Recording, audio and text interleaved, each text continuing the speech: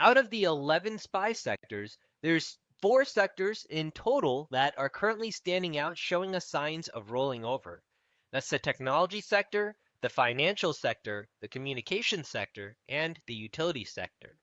From these 4 sectors, I'm looking at both XLK and XLC to be the next sectors that roll over and join XLF and XLU in a market stage of distribution. Let me show you what I mean, and after that, we'll take a look at a few of the top holdings inside of XLK that I think are giving you some opportunities. Now, first off, to get started, let me give you a quick overview of these market stages. We have 4 market stages in total. If we're bullish, we're in a market stage of acceleration. That's all of these green labels that you see.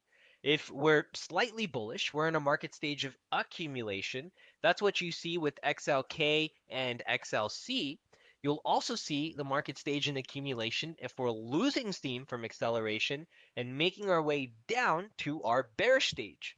If you're in a complete bearish stage, you're in a market stage of deceleration. That's the bottom right. And if you're transitioning on the way there, you're in a market stage of distribution, which is currently what XLF and XLU are in. So XLK and XLC, I think, are 2 sectors which are on their way to a market stage of both distribution and eventually deceleration, aka transitioning down the trend. So I think there's opportunities there that we can take advantage of. So let's start with XLK here first. Why does XLK stand out? Well, I have our market pulse line plotting on our chart, and the last time that XLK showed us a very strong bullish trend was towards the tail end of 2025.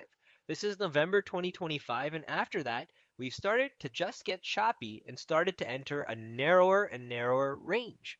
I'm looking for this narrow range to break down, and the reason I have a little bit more of a bearish bias is purely because of these shorter term red candles, a lot of which have closed below the market pulse line, suggesting that we're starting to see sellers push price more and more and more down.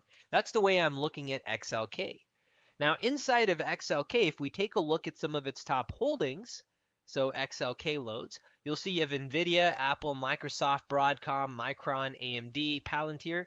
Out of these, there's 2 top holdings, in my opinion, that are actually holding XLK up here. The first one is AMD, and you can see the strength in AMD from this recent gap up and following that recent strength that we've also seen enter ever since January 13th. And the second is inside of Micron, and Micron also straight move up. Now you contrast this with some of the top holdings of XLK. So for example, NVIDIA. Notice NVIDIA's chart mirrors a lot closer to XLK as a sector, not a whole lot of strength, not a whole lot of weakness yet. If you had to choose one or the other, I would argue a little bit more weakness. And that recent trend that we saw was bearish, tried to fight back with the bulls, but not so much. A lot of red candles. Next up is Apple. Now, Apple, I think, is actually starting to enter a period in which you might be looking at a bearish entry if you did not have upcoming earnings and if this wasn't Apple. I also ran some Fibonacci levels here, and inside of Apple, we have the first set at 253 and 247.39. I think if XLK rolls over, you're almost certainly likely to break these levels, which have only temporarily held at 247.39, and earnings could be a really nice catalyst for that. If we gap down anywhere near 229.85, I think that would be a nice place, at least that I would like, as a blind order looking to try and play this overbought, oversold dip. Microsoft, same idea here.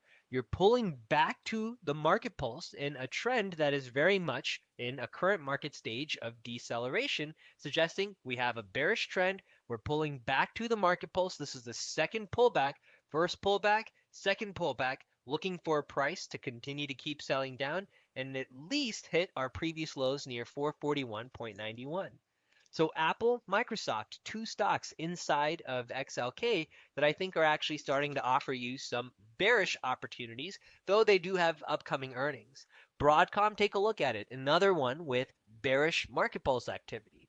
So a lot of XLK's top holdings are currently in a market stage of deceleration, really just being held up by two different stocks, AMD and Micron Technologies. And I think if either of those two starts to go, or you see a little bit more weakness in Apple and or Microsoft as a result of earnings, that could be the next catalyst for XLK to truly transition here from this market stage of slight acceleration, but a whole lot of distribution to accumulation to formally transitioning to deceleration and a red market pulse line.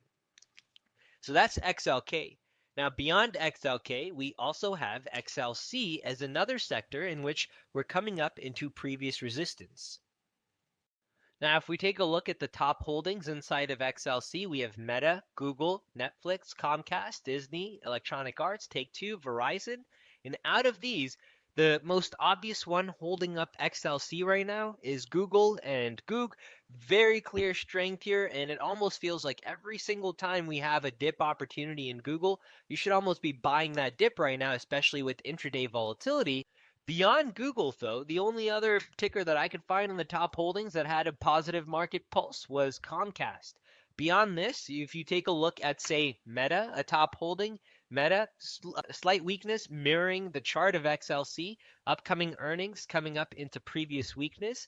You take a look at Netflix, very clear downtrend here inside of Netflix. You don't even need to look twice. You take a look at some of the other top holdings. You had Disney. Disney also looks like it's starting to roll over here. Currently in a market stage of distribution, this green market pulse starting to lose its steam and has really just been shopping around with a lot of overlapping candles. So more weakness here. And if you look at some of the lower top holdings with T-Mobile, with Verizon, with AT&T, all currently in a market stage of deceleration. So XLC and XLK are two sectors which I think are likely to roll over.